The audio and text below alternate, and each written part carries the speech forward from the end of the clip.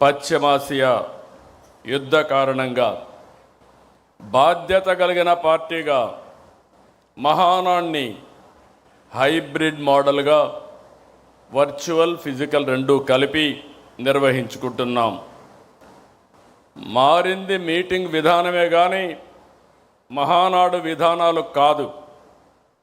అన్ని విషయాలు చర్చిద్దాం, ఫలితాలను సమీక్షించుకుందాం, భవిష్యత్తు ప్రణాళికలు ప్రకటించుకుందాం. సమాజమే దేవాలయం, ప్రజలే దేవుళ్ళు అని 44 ఏళ్ల కిందం పుట్టిన పార్టీ తెలుగుదేశం. కూడు గూడు గుడ్డ నినాదంతో రాజకీయాలకు కొత్త అర్థాన్ని ఇచ్చింది తెలుగుదేశం. సంక్షేమం, అభివృద్ధి, సుపరిపాలనను పరిచయం చేసింది తెలుగుదేశం.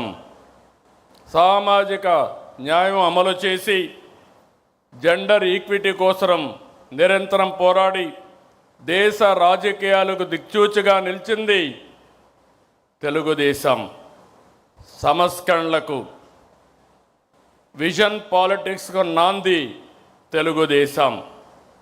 నేటి తరానికి పార్టీ ఐడియాలజీని తెలియజెప్పాలి, తెలుగు జాతిపై ప్రభావాన్ని వివరించాలి. తెలుగుదేశం పుట్టుక, ప్రయాణం, ప్రస్థానం అన్నీ అద్భుతాలే, ప్రతి అడుగు సంచలనమే. ఆంధ్రప్రదేశ్ అభివృద్ధిని తెలుగుదేశం పార్టీ ఆవిర్భావానికంటే ముందు తర్వాత అని చూడాలి. దేశ రాజకీయాల్లో ఒక రాష్ట్రంలో లేకపోతే దేశంపై ఇంతలా ప్రభావం చూపించిన మరో ప్రాంతీయ పార్టీ లేదు. ఇది అతిశయోక్తి కాదు. జాతీయ జెండా దేశానికి గౌరవం, పసుపు జెండా తెలుగువారి ఆత్మగౌరవం, ఆత్మవిశ్వాసం. ప్రతి ఒక్కరికి పసుపు జెండా చూస్తే ధైర్యం, నమ్మకం, భరోసా, ఆ వైబ్రేషన్సే వేరు. జనరేషన్లు మారాయి, టెక్నాలజీ మారింది, ప్రజల ఆలోచనలు మారాయి. కానీ నాటికి నేటికి తెలుగుదేశంపై ప్రజల అభిమానం, ఆదరణ చెక్కు చెదరలేదు.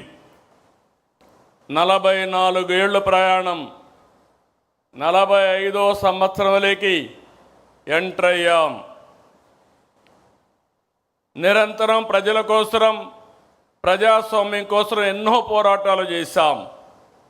దాడులు, హింస, హత్యా రాజకీయాలు, అరెస్టులు, అక్రమ కేసులు, వేధింపులు జరిగిన ప్రజా పోరాటాలు ఆపలేదు. నర అంతకులు పీకలు కోస్తున్న పసుపు సైనికులు జెండా వదలలేదు. ఓసారి చూస్తే చంద్రయ్య మెడ మీద కత్తి పెట్టి వాళ్ళు చెప్పినట్టు చేయకపోతే చంపేస్తామని బెదిరిస్తే జై తెలుగుదేశం, జై చంద్రబాబు అని ప్రాణాలు వదిలిపెట్టిన సంఘటన తెలుగుదేశం పార్టీకి ఒక స్ఫూర్తి. ఒక చంద్రయ్య, ఒక జల్లయ్య, నందం సుబ్బయ్య వంటి వందల మంది కార్యకర్తల బలిదానం వలన మనం ఈ అధికారాన్ని సాధించుకున్నాం.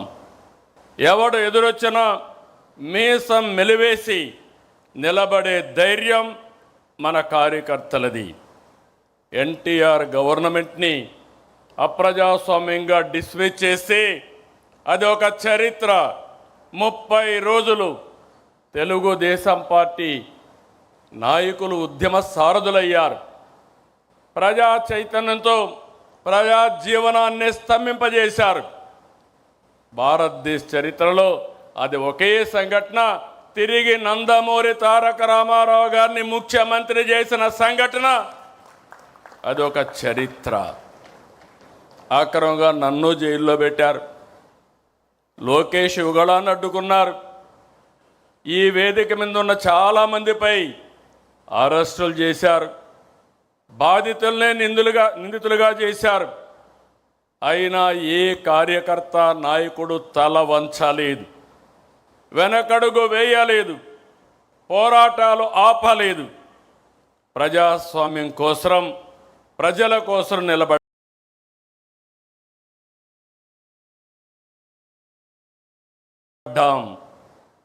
అందుకే 2024 ఇంత మునుపు కూడా అనేక సార్లు పొత్తులు పెట్టుకున్నాం. కానీ మొన్న ఎన్నికల్లో మీరు చూస్తే మనం అందరం ఆలోచించుకున్న తర్వాత జనసేన పవన్ కళ్యాణ్ గారు ముందుగా వచ్చి వ్యతిరేక ఓటు తీరడానికి వీలు లేదు, కలిసి పనిచేయాలని అనౌన్స్ చేశారు. ఆ తర్వాత బీజేపీ కూడా ముందుకొచ్చి ఈ రాష్ట్ర పునర్నిర్మాణం జరగాలని 3 పార్టీలు కలిసి ఎన్డీఏ ఏర్పడ్డాం. మిత్రపక్షాలతో ఎన్నికలకు వెళ్ళాం. ప్రజలు ఆదరించారు, ఆశీర్వదించారు. పునర్నిర్మాణ బాధ్యత మనకు అప్పజెప్పారు. నేను చాలా ఎన్నికలు చూశాను. అలాంటివన్నీ మీరు చూస్తే 93% స్ట్రైక్ రేట్, 144% సీట్లు, అపోజిషన్కి ప్రతిపక్ష హోదా కూడా ఇవ్వకుండా పూర్తిగా మన మీద నమ్మకం పెట్టుకున్నారంటే ఇది ఒక చరిత్ర. ఆ చరిత్రను కాపాడుకునే బాధ్యత మన పైన ఉంది. ఎన్నికల కంటే ముందే చెప్పాను, గతంలో 3 సార్లు చేసిన అభివృద్ధిని, ఆనాడు ముఖ్యమంత్రిగా చేసిన అభివృద్ధిని ఈ ఒక్క టర్మ్లోనే పూర్తి చేస్తానని చెప్పాను. అందుకే పాలనలో ప్రోగ్రెసివ్గా వెళుతున్నాం. తెలుగుదేశం పార్టీ మూల సిద్ధాంతాలలో మహిళా సాధికారత ఉంది. నాటి నుంచి నేటి వరకు ఆడబిడ్డలకు ఆర్థిక గౌరవం, సామాజిక గౌరవం, రాజకీయ గౌరవం ఇచ్చింది తెలుగుదేశం పార్టీ. ఎన్టీఆర్ హయాంలో మహిళలకు ఆస్తి హక్కు నుంచి నేటి తల్లికి వందనం వరకు అనేక పథకాలు అమలు చేశాం. విద్యా ఉద్యోగాలతో పాటు స్థానిక సంస్థల్లో మహిళలకు రిజర్వేషన్లు పెట్టాం. మళ్ళీ హామీ ఇస్తున్నా, ఈరోజు మహానాడుని మహిళలకు అంకితం చేశాం. చట్టసభల్లో మహిళలకు 33% రిజర్వేషన్లు సాధిస్తాం. కేంద్రంతో కలిసి పనిచేస్తాం. నరేంద్ర మోడీ గారి నాయకత్వంలో తప్పకుండా ఒక చరిత్ర తిరగరాస్తామని మరొక్కసారి ఆడబిడ్డలందరికీ విజ్ఞప్తి చేస్తున్నా. మీ అవసరాలను గుర్తించి ఎన్నికల్లో పథకాలు ప్రకటించాం. అనేక ఆర్థిక ఇబ్బందులు ఉన్నాయి, మీకు ఇచ్చిన మాట నెరవేరుస్తున్నాం.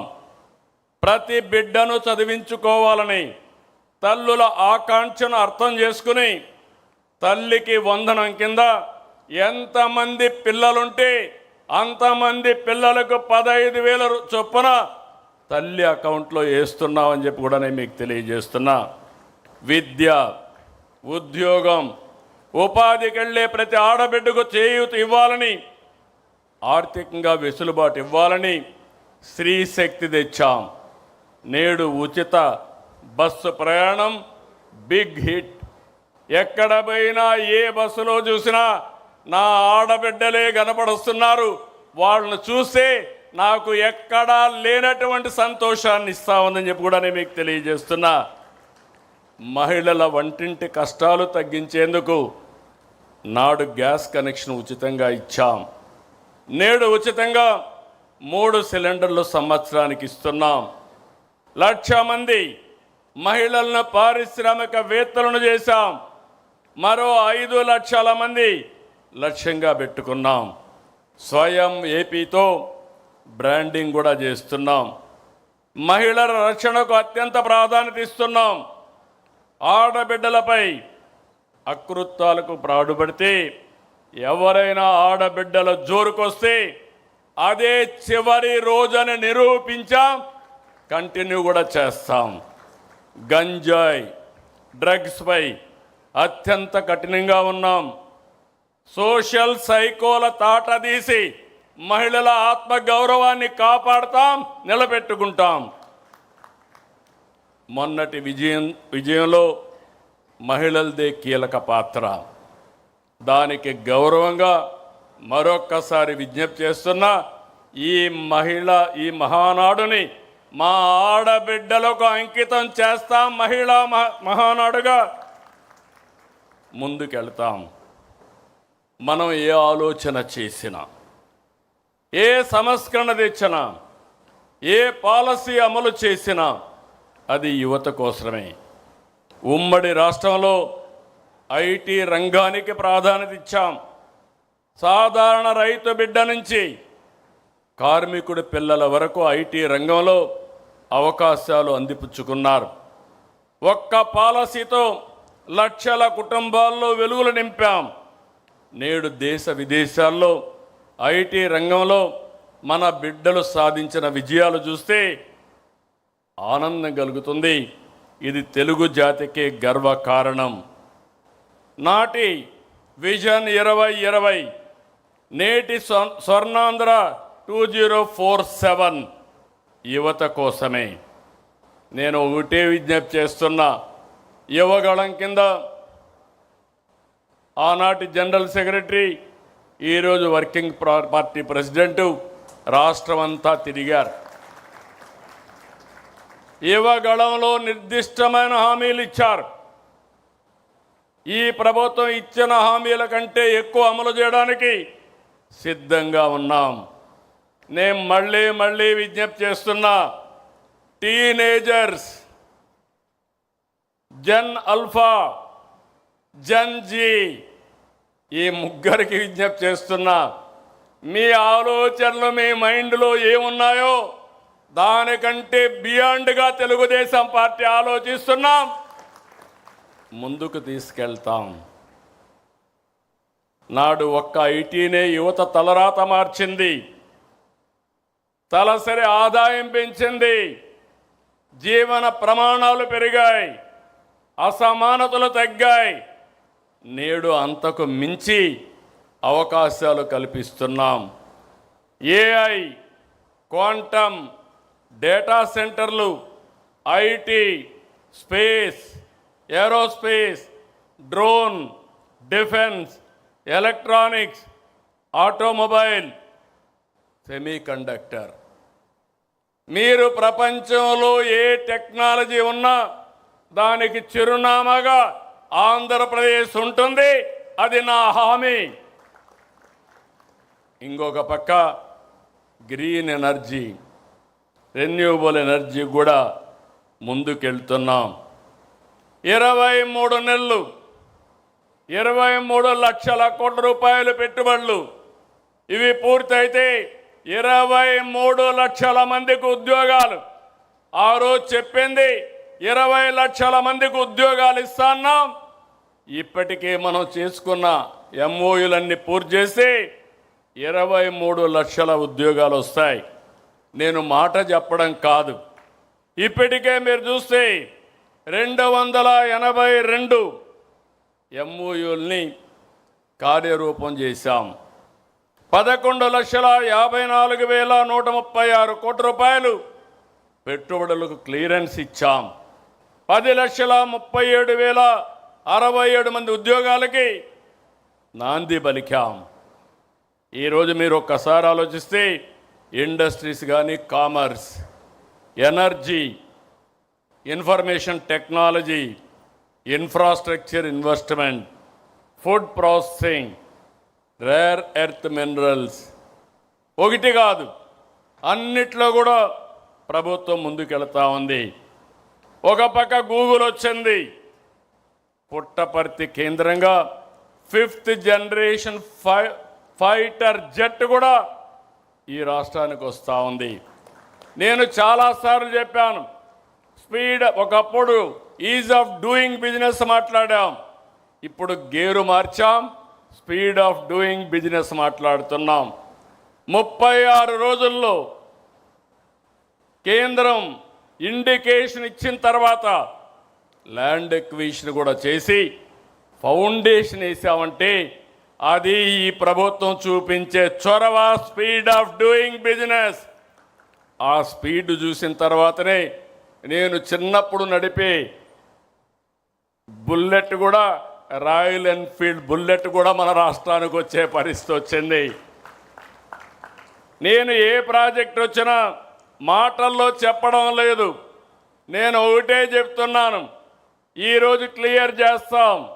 ఎప్పుడు ప్రారంభం చేస్తారో ఈరోజే డేట్ ఇమ్మని దాని ప్రకారం ముందుకు పోతున్నా. ఈరోజు 288 ప్రాజెక్టులు ప్రారంభించే రోజు కూడా నిర్ణయించామని చెప్పి నేను మీ అందరికీ తెలియజేసుకుంటున్నా. అందుకే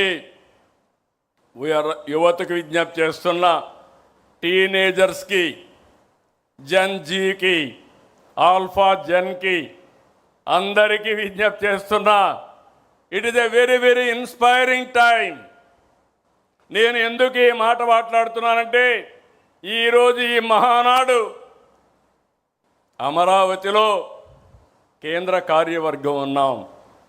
1875 సెంటర్లో వర్చువల్ సమావేశం జరుగుతూ ఉంది. ఇప్పటికి ఎంతమంది ఉన్నారో నా డాష్ బోర్డులో నేను చూసుకుంటున్నా. ఏ తీర్మానం ఎంతమంది బాగా ఆమోదించారో దానికి కూడా రేటింగ్ పెట్టి తెప్పిస్తున్నా. అరేంజ్మెంట్స్ ఎట్టున్నాయి అన్నీ కూడా రియల్ టైంలో వస్తూ ఉంది. అంటే మీరు గుర్తుపెట్టుకోవాల్సింది, ముందు రోజులు అయిపోయినాయి, పని చేసిన వాళ్ళు బ్రహ్మాండంగా రాణిస్తారు, పని చేయలేని వాళ్ళు వెనకబడిపోయే పరిస్థితి వస్తుందని చెప్పి కూడా నేను మీకు తెలియజేసుకుంటున్నా. అందుకే యువతకు విజ్ఞప్తి చేస్తున్నాను, బెస్ట్ టెక్నాలజీ, ప్రపంచంలో ఉండే టెక్నాలజీలకి ప్లస్ తీసుకొస్తాం. నాలెడ్జ్, ప్రపంచంలో ఉండే నాలెడ్జ్ని అనుసంధానం చేస్తాం. ఆకాశమే హద్దుగా మీరు క్రియేటివిటీ చేసుకోగలిగితే మీ క్యారియర్ కానీ రాష్ట్ర భవిష్యత్తు కానీ ముందుకు పోతుందని చెప్పి కూడా నేను మీకు తెలియజేస్తున్నా. అందుకే మీకు నచ్చిన రంగాన్ని ఎంచుకోండి, నచ్చిన మార్గంలో వెళ్ళండి.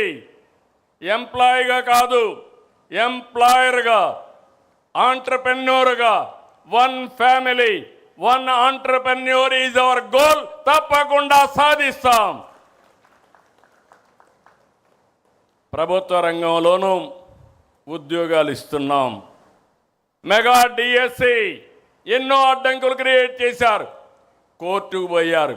ఇప్పుడు కూడా చెత్త మాటలు మాట్లాడుతున్నారు. ట్రాన్స్పరెంట్గా రికార్డు టైంలో ఎన్ని అవరోధాలు సృష్టించినా అధిగమించి 15,941 మందికి ఉద్యోగాలు ఇచ్చిన ఘనత ఈ ప్రభుత్వానిది.